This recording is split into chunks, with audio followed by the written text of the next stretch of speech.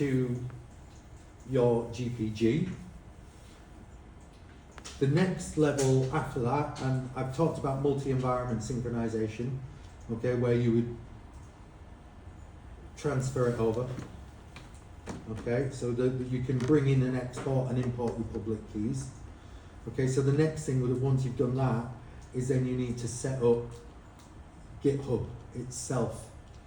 Yeah, so then what you can do there is you can export. No, don't do it. New. Here.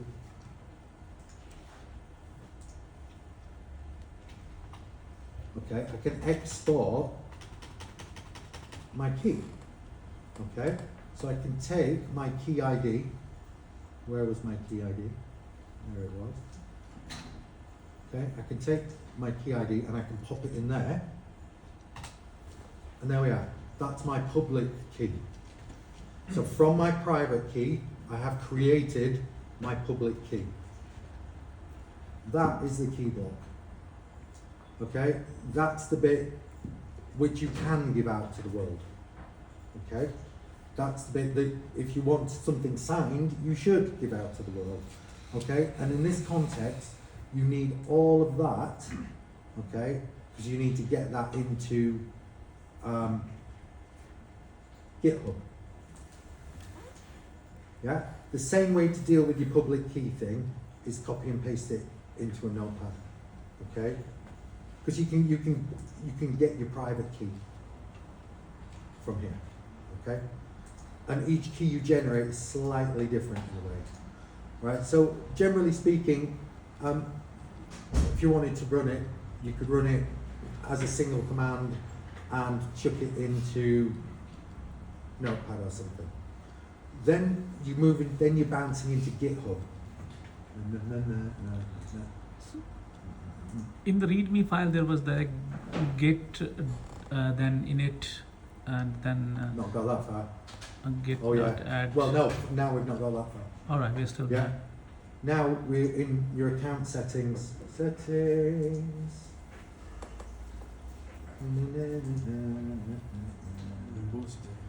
SSH keys. Ah, and there you go. You can see my keys are there. No. There. Oh. All right. So that's where you put. So your we can keys add in. the new keys there then, if we need to. Yeah, or you can generate a new key. I'm not using SSH with this because I don't really go outside of the university's network with this much harmony. So, yeah. Right.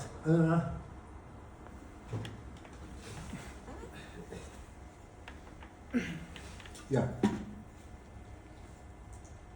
So that's the GPG side and linking that with GitHub.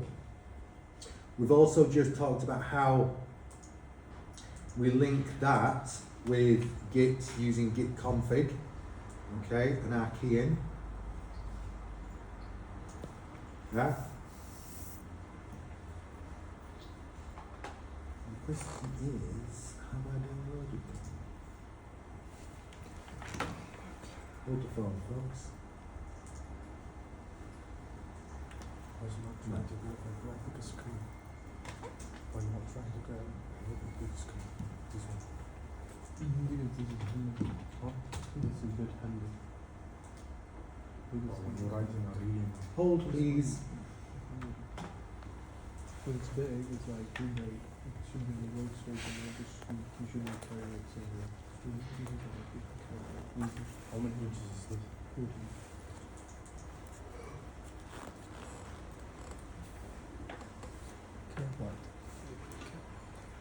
Wow, has the network slowed down a lot? It's always slow, yeah.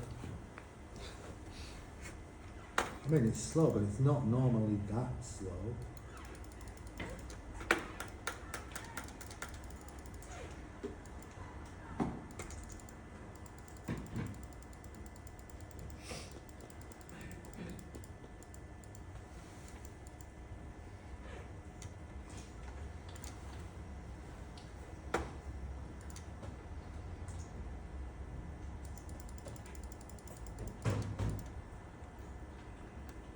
Right, I was going to import my public key, but I can't. Not on this host. Not on this host. Yep. Right. So let's assume everything's linked across. Okay. And like I said, the best place to be is in a dev directory. So you Okay. create that file is in a dev. Dev is a folder, Folder, not a yeah. file. So I mean, if we looked at it in the traditional Windows approach, C dev, it's there, and you can see what's in there. And it's just stuff I've been working on live in class with you guys. Okay, but I can get it back from the command line too. Now the student baseline, the thing that you're using, all right, the thing that you're using is that folder structure there. So if I CD into that for a moment,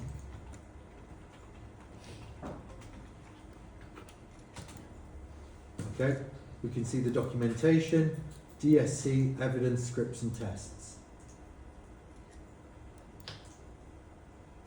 Dev, student, documentation, and you've got your phone books in there, So, and your README, sorry, and design notes in there. So that's the directory structure that we've got there as well. so we will open this folder in the VS Code and then we will Well, run this is it. where I'm coming to, about opening VS Code, Mhm. all right? Yeah. When we first create that folder, okay, when we first create that folder, we will have to initialize it as a Git directory, okay? So the first thing we would do is we'd download that folder and we'd unzip it, okay? Yeah, And then yeah. in there, we'd run the git init command. Mhm. Oh, hang on, let me. I think I've connected it to GitHub, I don't think I've connected GPG. So.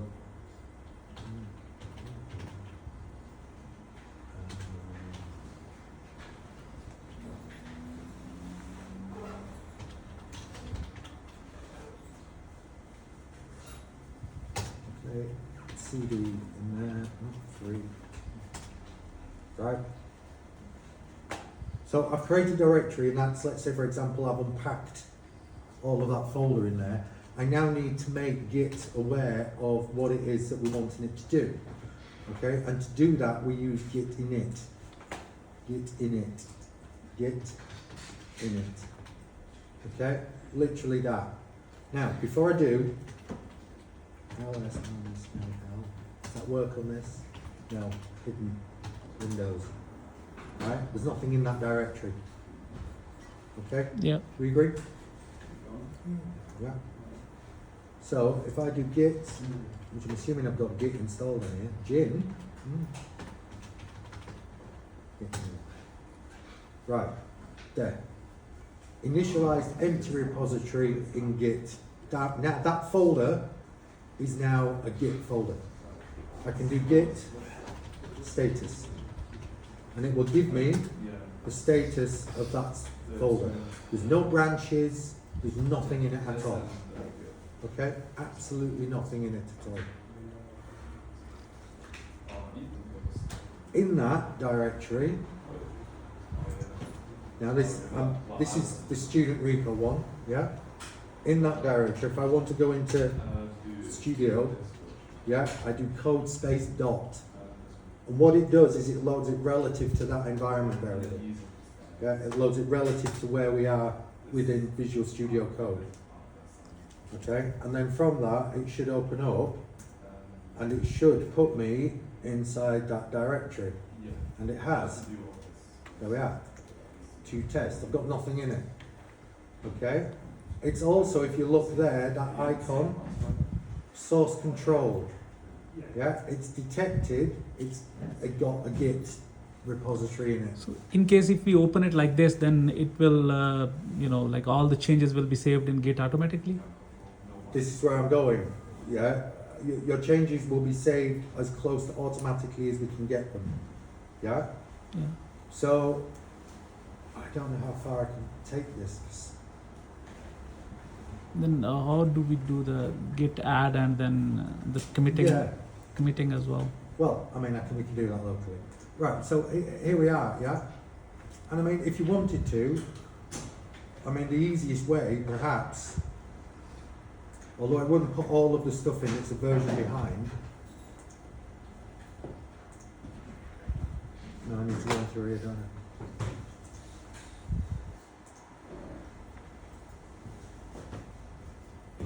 Hold the phone. Right.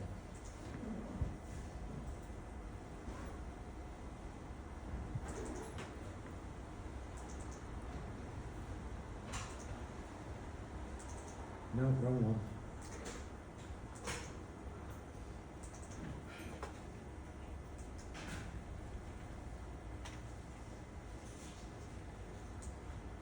Well, it won't let me do that. So we'll copy that there. Ba-ba-ba-ba-ba-ba.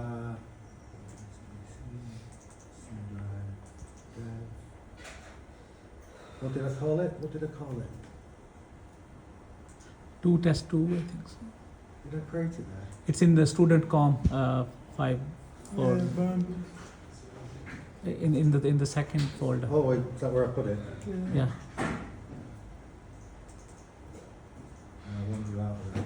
No, it's fine there for now. Right? This is code that is in the repository. It's already downloaded in there. Yeah? So from here, and I mean, this is just showing you, I've created a file in this repository now. It's recognized it, okay, which is why it's going green.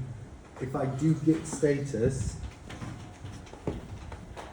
okay, it's telling me now that, well, this file is new. Do you want it added into your repository? Yeah, and I can use git add to do that. And that's exactly what it is, git add file name. If you cannot be bothered with typing git add, when you commit,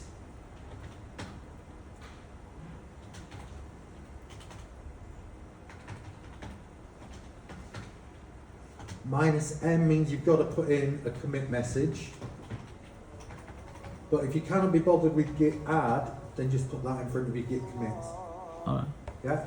Another quick tip: don't use the GUI to commit. It can cause problems. It doesn't always bring up that password box that Windows likes.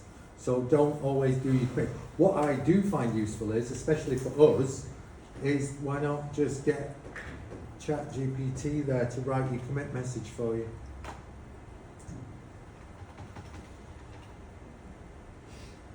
Right, so now I'm going to commit this file. Oh, it's untracked. Oh, do I need to do git add? Because, oh, it might be a Windows thing. Right, the other way you can do it is git add dot. Right, and if I go to git status again, now it's green. Yeah? Because it's been added now under revision control. So git now knows now knows to track that file. Okay? And now I can commit it. Done. Right? And did you see all that lot change? And if we look down here, we've got an initial point, yeah, which tells us what we did. Git integration. Yeah. The bit, which I'm not sure how far I've got integrated in here, it says I'm signed in. Let's find out. Publish this branch. Allow. Give me a moment. Oh, it might have it in press. Oh.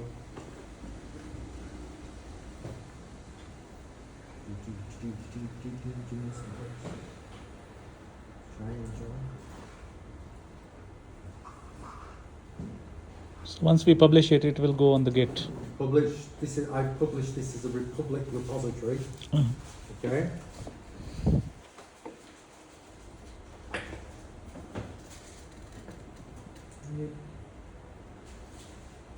Okay. No.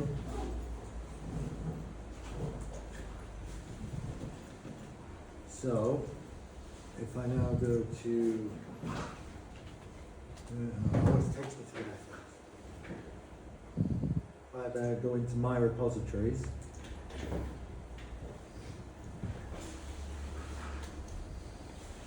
Come on in. Come on, you can do it. You can do it. You know you want to. I wonder if it's, maybe I got 6 million. No, it's happening on the real one as well. Oh look, there we are. There it is. And you guys can see that on your repository too. Yeah? And I've not added anything in it, but it's done it. Yeah, that's tracked. And I can prove it's really, really tracked, because if I go now into VS Code in the directory, running within the directory we're in, okay, I should be able to run this script.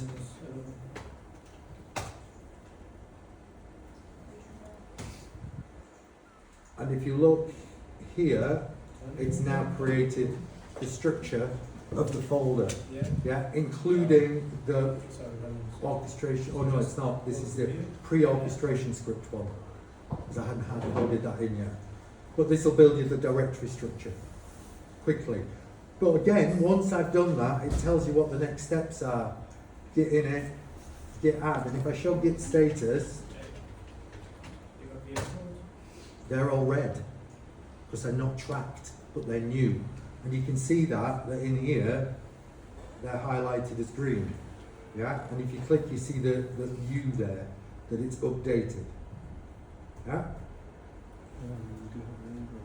So now in this one, I could, as I said, do git add them all, or I can just do git add dot. That moves them into this perspective, into staged. So it moves them from an empty repository, then into staged, and then do a little bit of thinking for me. Thank you very much. There you go. And then I can literally just do git commit minus m keyboard commit it. Now in Windows it would ask you to sign that. It would say enter passphrase at the terminal. So which is why we have to do our commits through the terminal. Right? But as we can see there, it's committed. This is just looking at our local repository. If I look at our online repo, right, there's nothing in it, because we've not pushed it up. Okay? So locally within the repo they're there, and I can do git status again to prove they're under vision control. Yeah? But it's also telling me there that my branch is ahead of origin master by 1 commit. So what that's telling me is that my local branch is 1 commit in front of my online branch. Right? I can sync changes. It seems to behave, the syncing of changes, he says, seems to behave through the GUI. Okay, and that's the equivalent of typing git push, and then when we dive into our git repository, wrong one, sorry folks, and I refresh that, ta-da! It's all in there. Yeah. So now, in my Viz Studio Code, in my VS Code area, yeah, I've now set that up, we've initialized it, we've turned this into a nice Groovy domain. Yeah, I can go in there, and this is the file I edit. How do you manage to really? Right, and we can see there that Some money, man. it's the stuff we started to put in last week. Yeah, and this is where we start. Is that putting where it. we start from there, yeah? Yeah. And then whenever we make a change, we can commit. So the two files, guys, the two files that you're interested in is student configs PS1. Okay, that is the file where we will do pretty much all of our enforcement. All of our enforcement. Yeah, all nodes PSD. That's pretty much where our data goes. All right, and as we are getting close to time, okay, what I'll suggest is that if we quickly dive into Moodle, because this bit is quite fundamental.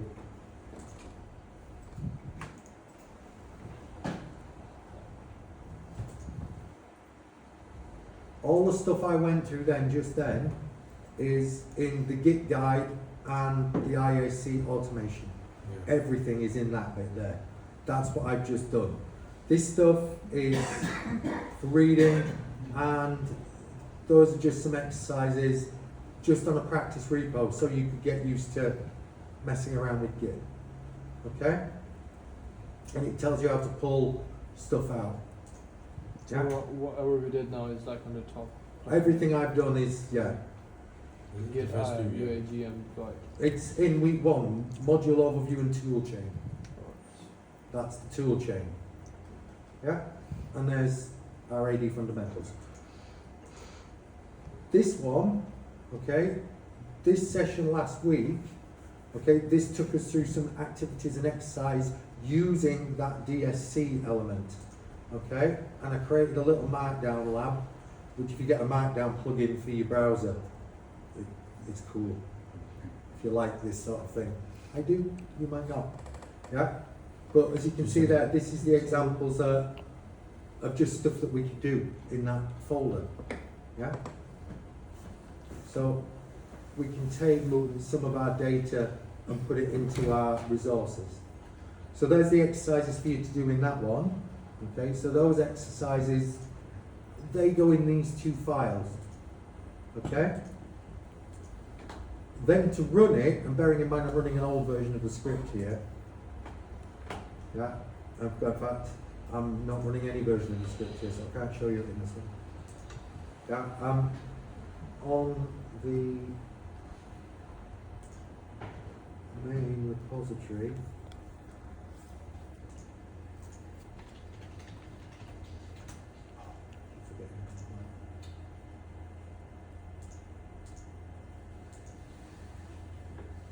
So on the main repository, so this is what you can zip and download. There's that run build main file there. You don't need to touch that. You just need to call that from the command line to run it. This does everything else for you. The other file I've added on today, which I'll put instructions up on how to pull that in. Did it sync? Invoke validations, yeah. I said I'd write a testing harness. Not this one. Okay, and then that's how you will run your pester tests.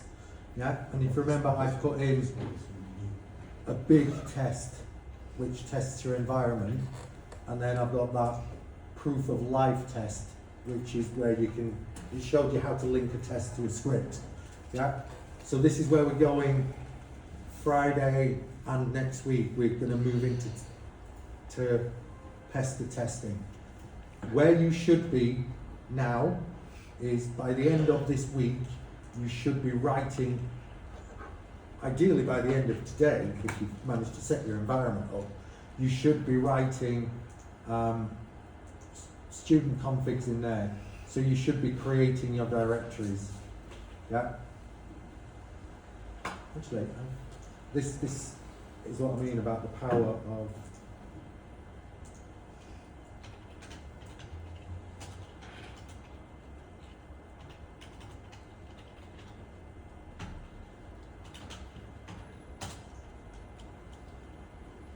right, so I'm now running in the actual repo for what's online, and if you notice, what's appeared in there?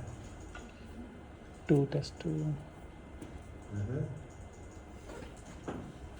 So let my environment load up.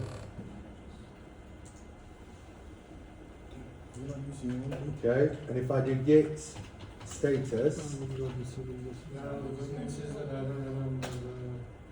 it's showing me that directory that I've added.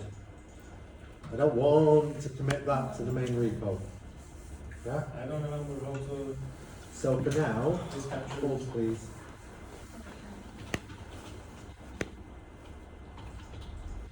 Is that what you do?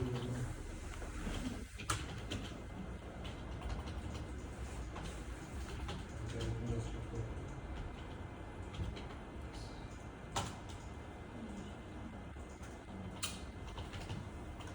Go away, mouse.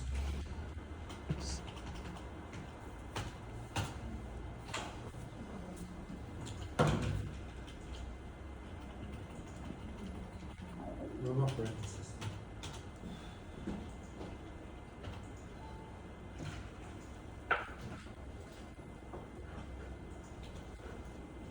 Done. Okay. I hope that should pick it up if I refresh that. Oh, yeah. Right, but the main file here is the run build PS1. Has that pulled it down? So to pull from your repository, it's git pull. Right, and this is kind of the workflow that you'll be doing on your Windows Server 2025 machine. Yeah, I'm not sure where. I obviously didn't finish the connection for this because it's not got GPG in it, but hopefully, yeah, okay. No, it's fine. You can see there that it's added, Switch on your virtual machine. it's synced it up now, it's brought in those test tests. Are you turning So your- for me to run this in the repository, I'm just in the root repository, Okay. the root directory of it, and then I just run that.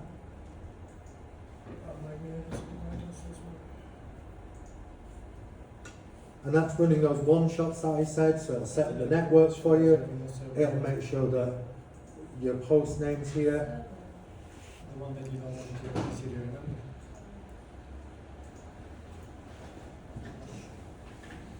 The problem that we were experiencing with the group policy, Yeah. that tests, this test tells whether it's in or not.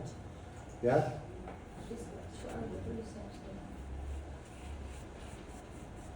So this is doing the whole thing now.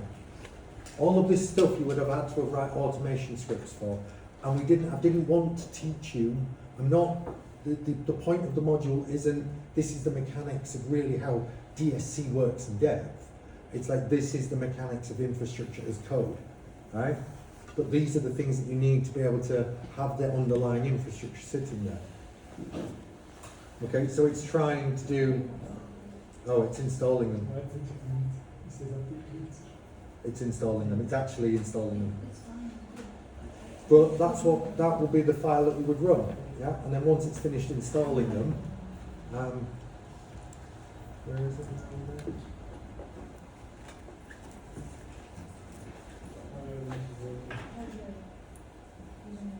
That's reading the old, there we go. Oh, it's trying to do it. There we go, there's the MOF file being created. So remember last week we said that you run your configuration script into memory, loads into memory, you then point it to the data file. So you say the PS data file is, yeah, and that's all that's happening here. And then we create our out file, which is our compile file, which is our mob file, which, if it's all worked out, there's our configurations, there's our output, there's our local mob file. Yeah? So it's all worked. It's done it. It's created that directory I wanted created, which we had in there. Yeah? And I can prove it's there.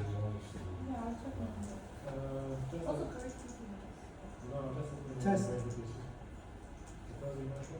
Yeah? Yeah. Now, idempotency. If I run it again, It will not create it. oh, it will still do it, and it will still action it, and it will still call it, but it's not done anything. You can see there, yeah? And this is where we're at, yeah? So it's recompiled it and it's applied it, but nothing's happened. If I delete it,